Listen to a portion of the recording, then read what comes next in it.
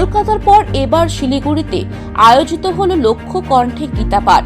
সনাতনী সংস্কৃতি সংসদের উদ্যোগে রবিবার শিলিগুড়ি কাওয়াখালী মাঠে আয়োজিত হলো লক্ষ্য কণ্ঠে গীতাপাঠ। এই দিনের জন্য এই কাওয়াখালী মাঠের নামকরণ করা হয়েছে কুরুক্ষেত্র মাঠে।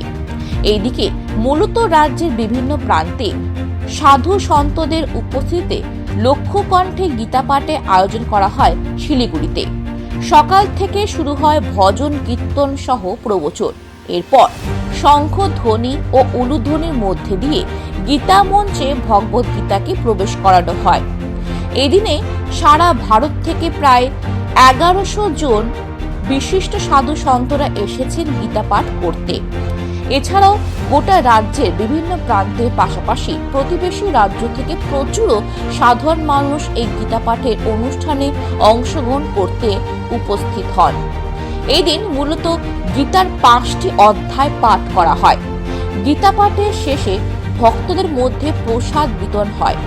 দূর দূরান্ত থেকে যারা এসেছে তাদের জন্য কাওয়াখালী ময়দানে থাকার জন্য টেন্ট করা হয়। এছাড়াও 50টি টয়লেট করা হয়েছে। রয়েছে পর্যাপ্ত পরিমাণে পানীয় জলের ব্যবস্থা।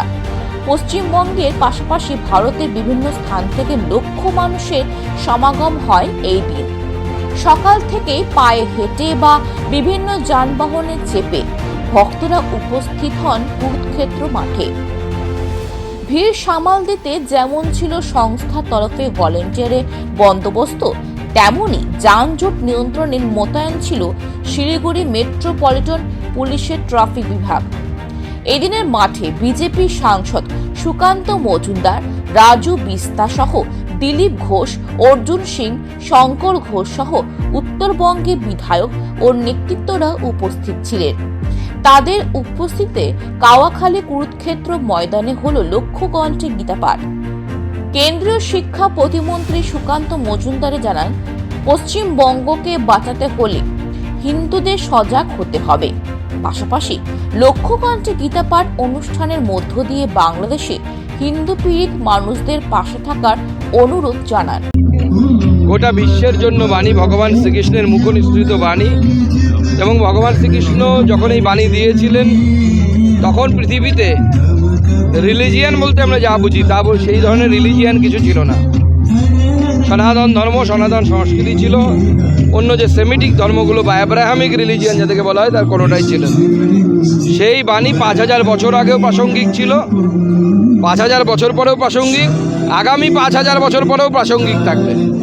শাশ্বত বাণী, মানুষকে কিভাবে জীবন ধারণ করতে হবে ইররেসপেক্টিভ অফ রিলিজিয়ান, মানুষকে কিভাবে সুখে থাকতে হবে, মানুষকে কিভাবে ডিপ্রেশন থেকে বেরিয়ে আসতে হবে, গোটা বিশ্বকে পথ দেখিয়েছে। গীতা শুধু ভারতের নয়, গোটা পৃথিবীর ধরোহর।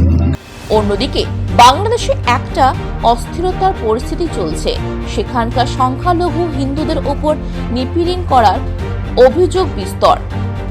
ভারত বিরোধী কার্যকলাপ ঘটে চলেছে অরহ।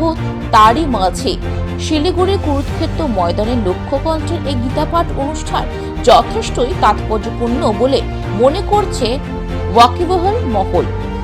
শিলিগুড়ি থেকে কৃষ্ণ দাসের রিপোর্ট, খবর বাংলা।